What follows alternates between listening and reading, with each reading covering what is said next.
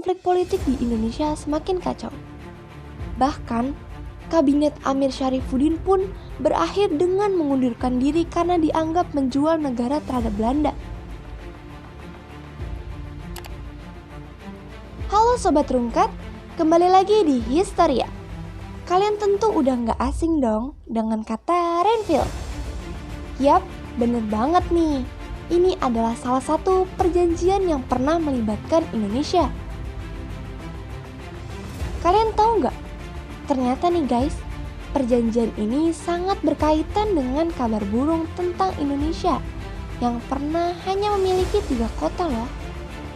Kira-kira bener gak ya? Yuk kita simak pembahasannya. Check it out.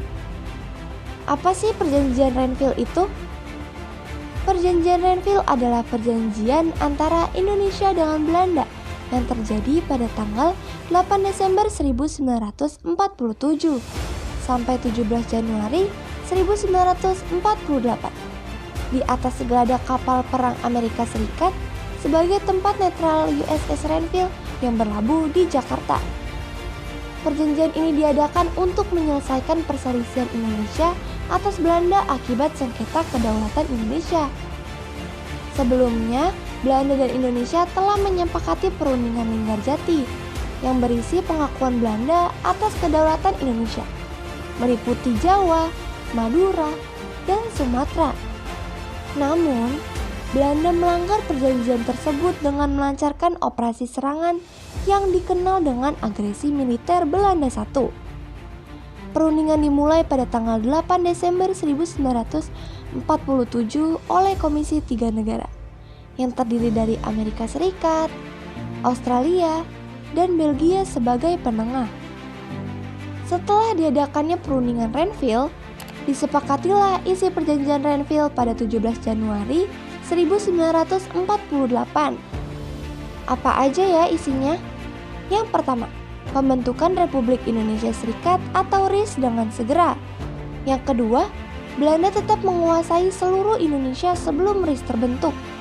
Yang ketiga, wilayah Republik Indonesia yang diakui Belanda hanya Yogyakarta, Jawa Tengah, dan Sumatera. Yang keempat, wilayah kekuasaan Indonesia dengan Belanda dipisahkan oleh garis Van Mock. Sekilas info, garis Van Mock adalah perbatasan buatan yang memisahkan wilayah Belanda dengan Indonesia pada masa Revolusi Nasional Indonesia, sehingga menyisakan Yogyakarta, Jawa Tengah, dan Sumatera yang hanya diakui sebagai wilayah Indonesia. Yang kelima, TNI harus ditarik mundur dari Jawa Barat dan Jawa Timur atau wilayah-wilayah kekuasaan Belanda. Yang keenam, akan dibentuk Uni Indonesia Belanda dengan kepalanya Raja Belanda. Yang ketujuh, akan diadakan plebisit atau referendum untuk menentukan nasib wilayah dengan RIS. Yang kedelapan, akan diadakan pemilihan umum untuk membentuk Dewan Konstituan RIS. Wah, perjanjian yang sangat merugikan untuk Indonesia ya guys. Menurut kalian gimana? Komen di bawah ya. Lalu dampaknya apa aja nih untuk Indonesia? Pertama, tentu aja wilayah Indonesia menjadi semakin sempit. Sedangkan Belanda menguasai wilayah-wilayah hasil pangan dan sumber daya alam. Blokade ekonomi yang diterapkan Belanda juga sangat merugikan untuk Indonesia. Keharusan TNI untuk pindah dari wilayah yang dikuasai juga sangat merugikan. Kekecewaan yang dirasakan oleh rakyat Indonesia menimbulkan munculnya perlawanan di berbagai daerah. Tidak hanya itu, dampak perjanjian Renville ini memicu aksi pemberontakan PKI di Madiun pada 1948 dan membuat konflik politik di Indonesia semakin kacau. Bahkan, Kabinet Amir Syarifuddin pun berakhir dengan mengundurkan diri karena dianggap menjual negara terhadap Belanda.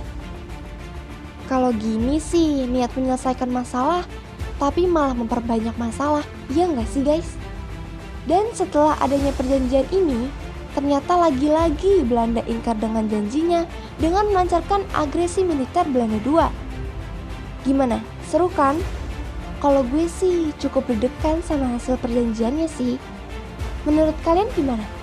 Boleh nih diskusi di kolom komentar. Jangan lupa like dan subscribe-nya ya friend.